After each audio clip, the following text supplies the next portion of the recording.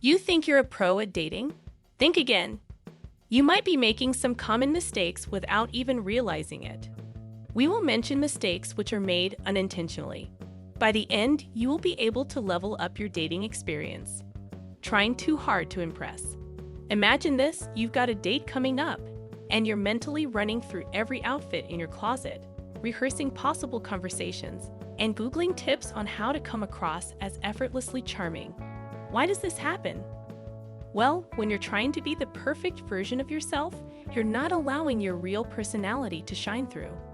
People can sense when you're putting on a show, and it can create a barrier between you and your date.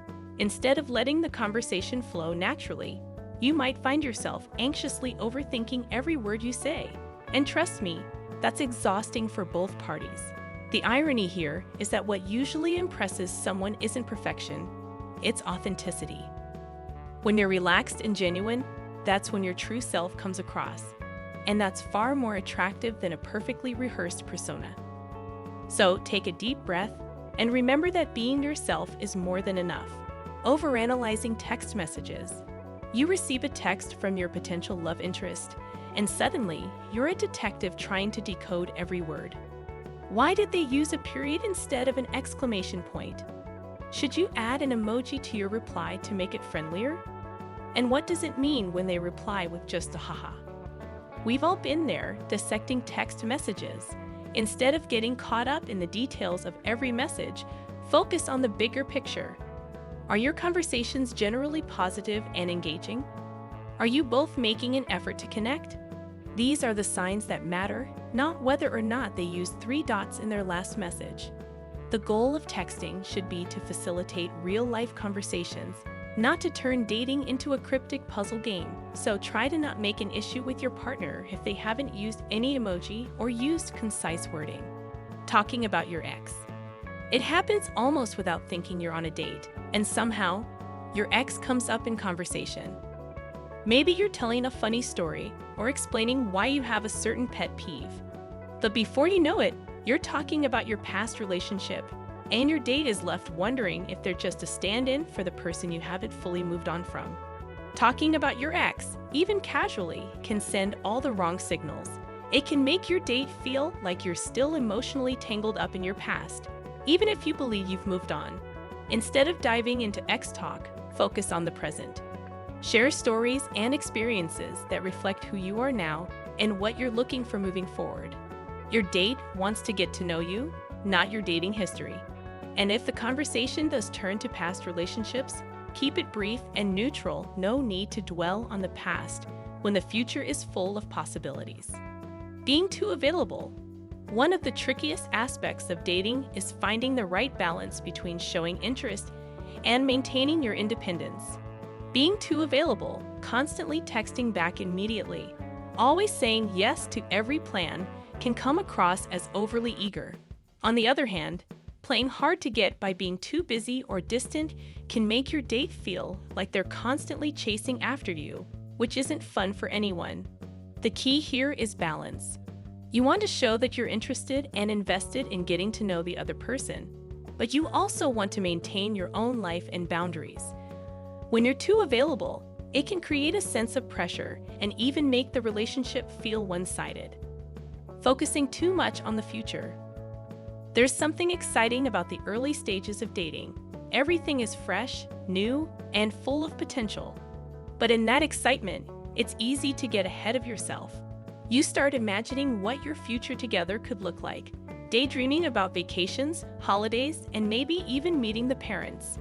While it's natural to think about the future, focusing too much on it can upset the present. When you're overly fixated on what's next, you're not fully experiencing what's happening right now. The early stages of dating should be about enjoying the moment, learning about each other, and building a connection. But if you're mentally fast-forwarding to the next big milestone, you might miss out on the little things that really matter. Ignoring red flags. We've all heard the saying that love is blind, and sometimes that blindness extends to red flags that we'd rather not see. In the excitement of a new relationship, it's easy to overlook behaviors that would normally raise eyebrows. Maybe they're consistently late, or they make a comment that rubs you the wrong way.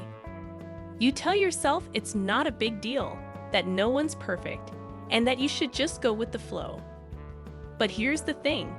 Ignoring red flags early on can lead to bigger problems down the road. Those little behaviors you brushed off, they might become patterns that are harder to ignore later. Red flags aren't just warning signs. They're opportunities to assess whether this relationship is truly right for you, comparing your relationship to others. Social media has created an interesting phenomenon in modern dating, the endless comparison. You're scrolling through Instagram, and there they are, the perfect couples who always seem to be jet-setting to exotic locations, celebrating anniversaries with grand gestures, and posting perfectly lit selfies with captions that make you question your own relationship. But here's the reality. What you're seeing on social media is a highlight reel, not the full picture.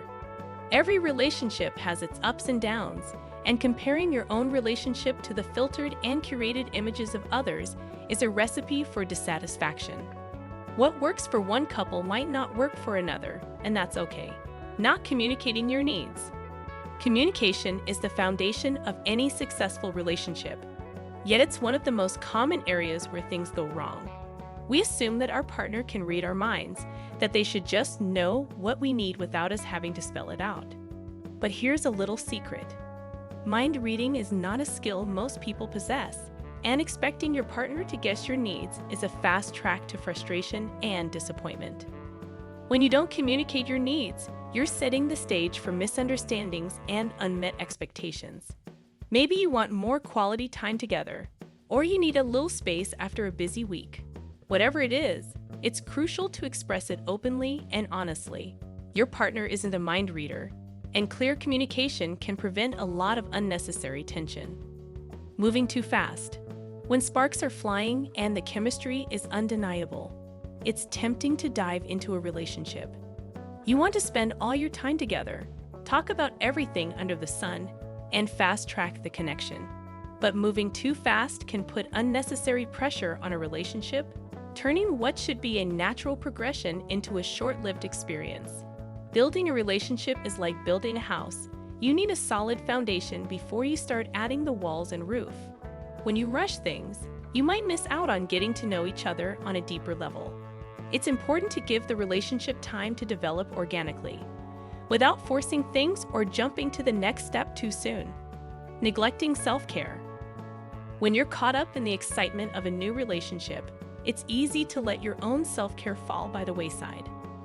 Maybe you start skipping your regular gym sessions, or you find yourself spending less time on hobbies you once loved.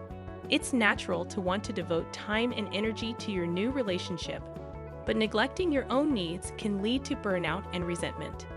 Self-care isn't just about pampering yourself, it's about maintaining your sense of identity and well-being outside of the relationship. When you prioritize your own needs, you're better equipped to show up as your best self in the relationship. Remember, a healthy relationship is one where both partners feel fulfilled and supported, both individually and together. That's all for today's video.